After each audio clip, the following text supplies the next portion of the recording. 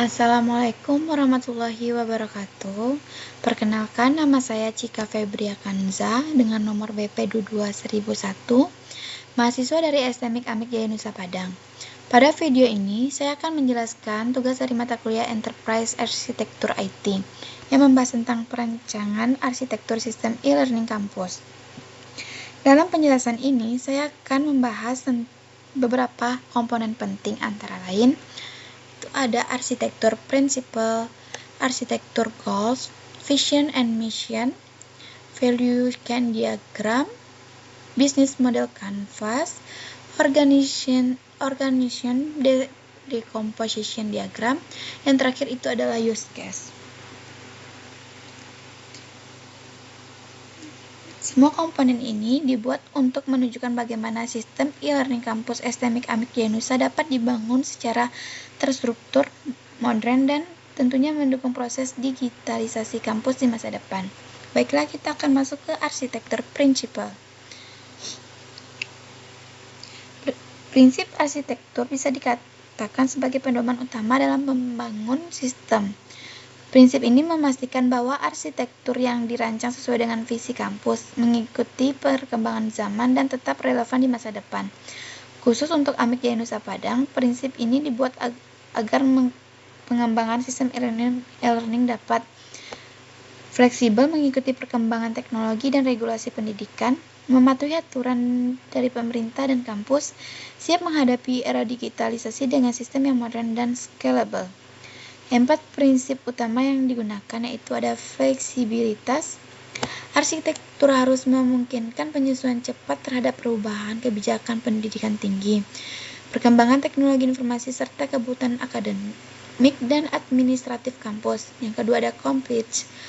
Arsitektur dikembangkan dengan mematuhi peraturan Kementerian Pendidikan LLDikti 10 dan kebijakan internal STMIK Amik Jaya Nusa terkait manajemen pendidikan tinggi.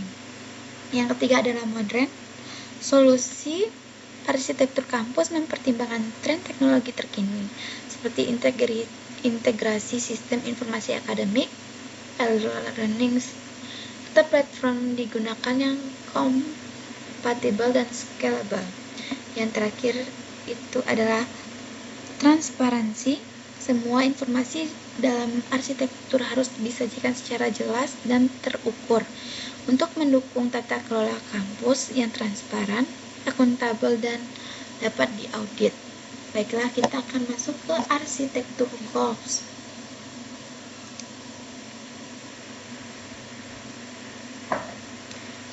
Tujuan arsitektur menjadi arah yang ingin capai dalam perancangan sistem e-learning di kampus Amik Jaya Nusa Padang.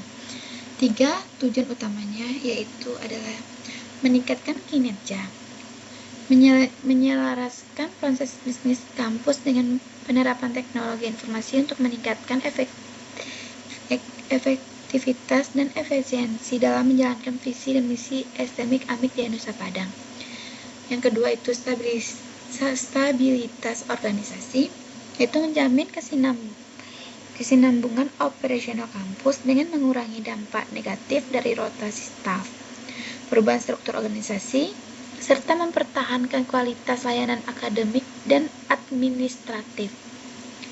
Yang terakhir itu menjadi acuan dalam perencanaan dan implementasi solusi teknologi informasi secara terintegrasi, khususnya pada aspek pengelolaan data, informasi, dan sistem pendukung keputusan di lingkungan kampus.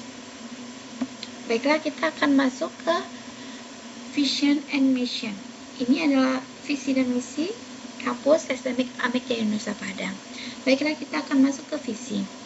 Visinya ialah menjadi perguruan tinggi yang berorientasi global dan berbasis sertifikat kompetensi pada tahun 2030. Baiklah, kita akan masuk ke misi. Misinya adalah 7, yaitu meningkatkan tridharma perguruan tinggi dalam rangka mewujudkan sekolah tinggi komputer yang berorientasi global tahun 2030. Selanjutnya, meningkatkan pembangunan sarana dan prasarana untuk pelaksanaan tridharma perguruan tinggi. Selanjutnya, meningkatkan kualitas tenaga pendidik dan ke pendidikan. Selanjutnya, meningkatkan kerjasama dengan perguruan tinggi sejenis baik berskala lokal, nasional maupun internasional. Selanjutnya, menghasilkan lulusan berkualitas, berakhlak baik, berjiwa wirausaha, mampu berbahasa Inggris dan kompeten di bidang sehingga mampu bersaing di tingkat nasional dan internasional. Selanjutnya, meningkatkan berbagai sertifikat kompetensi untuk menghasilkan lulusan yang kompetitif. Yang terakhir itu meningkatkan kerjasama dengan lembaga-lembaga penyelenggaraan sertifikasi IT dalam rangka mewujudkan perguruan tinggi yang bersertifikasi di kompetensi di 2030.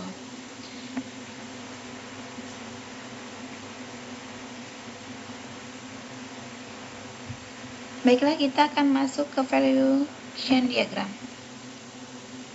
Diagram ini menggambarkan proses utama dan pendukung yang memberi nilai tambah untuk organisasi. Kegiatan utamanya yaitu adalah pengelolaan pendidikan dan pengajaran, penelitian dan pengabdian kepada masyarakat, peningkatan pengakuan publik dan citra institusi. Itu adalah ada juga kegiatan pendukung, itu adalah layanan teknis, sumber daya manusia, administrasi, sarana prasarana dan keuangan. Yang terakhir itu adalah pengendalian internal. Kesimpulannya, semua aktivitas utama dan pendukung saling berkaitan untuk mencapai visi dan misi kampus.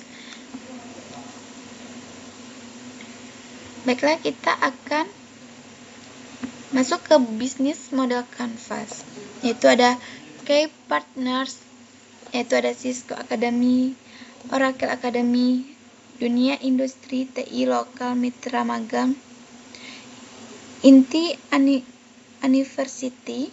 Yang terakhir adalah LL Dikti Wilayah 10. Baik, kita akan masuk ke key activities. Itu ada pengelolaan pendidikan dan pengajaran, penelitian, pengabdian kepada masyarakat, peningkatan pengakuan publik dan citra institusi. Terakhir itu adalah layanan teknis. Value. Yang selanjutnya kita masuk ke value proposition. Itu ada pendidikan tinggi berkualitas di bidang TI dan sistem informasi akademik serta layanan digital terintegrasi. Selanjutnya, biaya pendidikan terjangkau dan tersedia jalur karir serta magang. Kita masuk ke customer relationship. Itu ada offline dan online. Yaitu offline-nya adalah kegiatan workshop dan training. Online-nya sosial media, Facebook, Telegram, dan LinkedIn. Baik, kita akan masuk ke customer segment, yaitu ada staff IT, dosen, mahasiswa aktif, peserta ujian, dan lembaga pendidikan. Selanjutnya kita akan masuk ke cost structure. Itu ada operasional kampus atau listrik, gedung, internet, pengembangan sistem informasi, gaji, dan pelatihan SDM. Yaitu selanjutnya kita akan masuk ke revenue streams, biaya kuliah mahasiswa, atau pelatihan atau sertifikasi. Kesimpulannya adalah kanvas ini menggambarkan cara kampus menjalankan bisnis pendidikan secara strategis. Kita akan masuk ke diagram.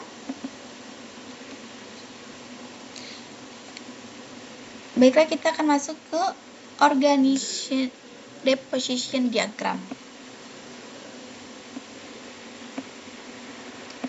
Di sini yang pertama adalah ada Yayasan Bina Manajemen Informatika. Selanjutnya Senat Perguruan Tinggi. Lalu Ketua STMIK, pemimpin utama. Kita akan masuk ke Wakil Ketua yang terdiri ada Puket 1, Puket 2, dan Puket 3. Yang Puket 1 yang berisikan Prodi SI, Prodi SK, Perpustakaan, LPPM, LP3, PDE, BAA, dan Laboratorium. Puket 2 yaitu Keuangan dan administrasi umum. Buket 3 ialah kemahasiswaan. Kesimpulannya, struktur ini memastikan pembagian peran jelas dan kolaborasi untuk mewujudkan visi dan misi institusi. Baiklah, kita akan masuk ke use case diagram.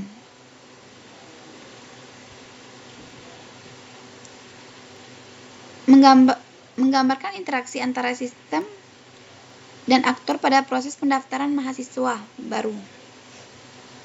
Itu ada aktor, dengan aktornya calon mahasiswa, front office, dan teller bank. Baiklah, kita akan masuk front office, memberikan formulir pendaftaran, dan mahasiswa mengambil formulir pendaftaran, dan front office menjelaskan informasi biaya administrasi, dan mahasiswa mendapatkan informasi biaya administrasi, dan mahasiswa mengisi formulir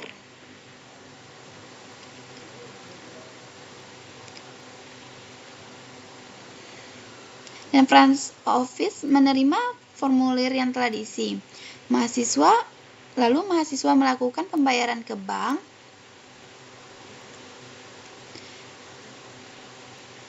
dan teller bank menerima pembayaran administrasi, lalu memberikan bukti pembayaran, dan mahasiswa menyerahkan bukti pembayaran ke front office. Lalu front office menerima bukti pembayaran dari calon mahasiswa. Kesimpulannya, alur ini memastikan proses pendaftaran mudah dan terstruktur dari awal hingga selesai. Kesimpulan umum, enterprise arsitektur sangat penting sebagai kerangka kerja strategis untuk merancang dan mengembangkan sistem e-learning di SMIK Amik Jaya Nusa Padang. Dengan prinsip fleksibel, patuh, regulasi, teknologi modern, dan transparansi. Itu mendukung digitalisasi kampus secara menyeluruh, meningkatkan kinerja, menjaga stabilitas organisasi, dan menjaga referensi utama pengambilan keputusan berbasis data. EA adalah fondasi kuat untuk mewujudkan sistem e-learning yang adaptif, inovatif, dan relevan dengan perkembangan dunia pendidikan digital masa kini dan masa depan. Sekian dari saya, Cika Febria Kanza. Assalamualaikum warahmatullahi wabarakatuh.